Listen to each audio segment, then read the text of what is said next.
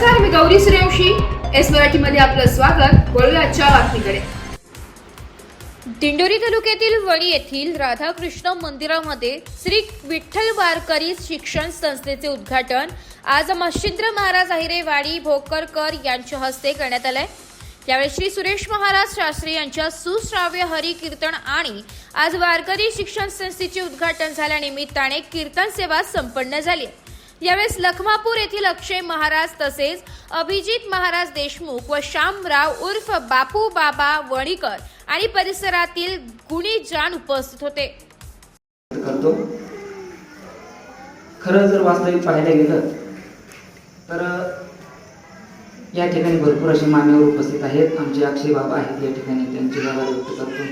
आमचे अभिजित महाराज आहेत, आमचे श्री गुरु गोटेराम बाबा या ठिकाणी उपस्थित आहेत. सर्व अगदी माझ्या एका शब्दावरती एका फोनवरती सर्वजण या ठिकाणी उपस्थित झाला. सर्वांचे आभार या ठिकाणी व्यक्त करतो. बाळू महाराजांचं पुण्य फळाला आलं, कारण मुलाचं कर्तृत्व बापाने बोलणं हीच बापाची श्रीमंती असते. आणि अगदी लहानपणापासून आम्ही आमच्या नामदेव दादांना नामदेव महाराज शाश्वती म्हणून सांगतो, नामदेव दादा आदी माया शक्ती आई भगवती तुमच्या रोट्याला पाणी घातल्याशिवाय राहणार नाही. आपल्या हातातून कधी कोळशासारखा बाहेर जाईल आणि आपल्या आयुष्यावरती डाग लागून घेईल, तो डाग लागू नये म्हणून वारकरी विचारांची गरज आहे. आणि ते वारकरी विचार हे विठ्ठल वारकरी शिक्षण संस्था देणार आहे. म्हणून आपल्या जीवनामध्ये आपला मुलगा ना डॉक्टर होऊ द्या, ना त्या ठिकाणी त्या दिवशी आपल्या शिबिराच्या सांगतेच्या निमित्ताने श्री गुरुवर्य हरिभक्तपरायण प्रल्हाद बाबा बोलून गेले. या संस्थेमध्ये आलेला मुलगा कदाचित कीर्तनकार होणार नाही, गायक होणार नाही, ना त्या ठिकाणी तो मृदंगाचार्य होणार नाही, पण नक्कीच चांगला माणूस झाल्याशिवाय राहणार नाही. आणि त्या ठिकाणी आपली श्रीमंती ही काय आहे तर आपला मुलगा चांगला माणूस होणं ही आपली खरी श्रीमंती आहे. का तर मी सांगत असतो की पैसा कमवण्याचे ज्ञान देण्यासाठी शाळा अनेक आहेत, कॉलेज अनेक आहेत, पण तो कमवलेला पैसा कसा खर्च करायचा ही विठ्ठल वारकरी शिक्षण संस्था आपल्याला ज्ञान देणार आहे.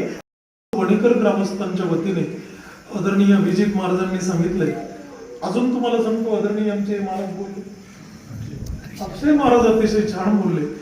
अक्षय महाराज म्हटले की कोणी तुमच्या या वृक्षाला पाणी घालो न घालो, पण आदिशक्ती भगवती या वृक्षाला नक्कीच पाणी घालणार आहे. आणि तुम्हाला खरं सांगू, आदिशक्ती ज्या वृक्षाला पाणी घालते ते रोपट राहत नाही, त्याचा प्रचंड मोठा डेरेदार वटवृक्ष होतो.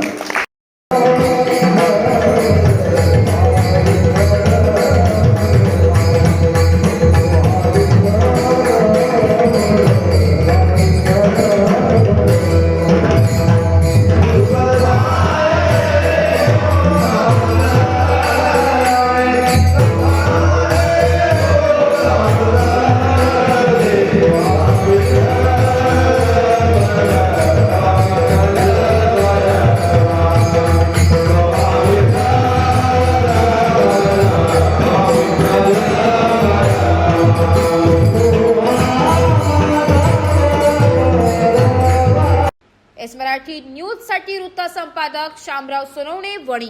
अशाच नवीन ताज्या घडामोडी जाणून घेण्यासाठी आमच्या एस मराठी न्यूज चॅनलला लाईक करा, शेअर करा, सबस्क्राईब करा आणि बेल आयकॉनला क्लिक करायला विसरू नका.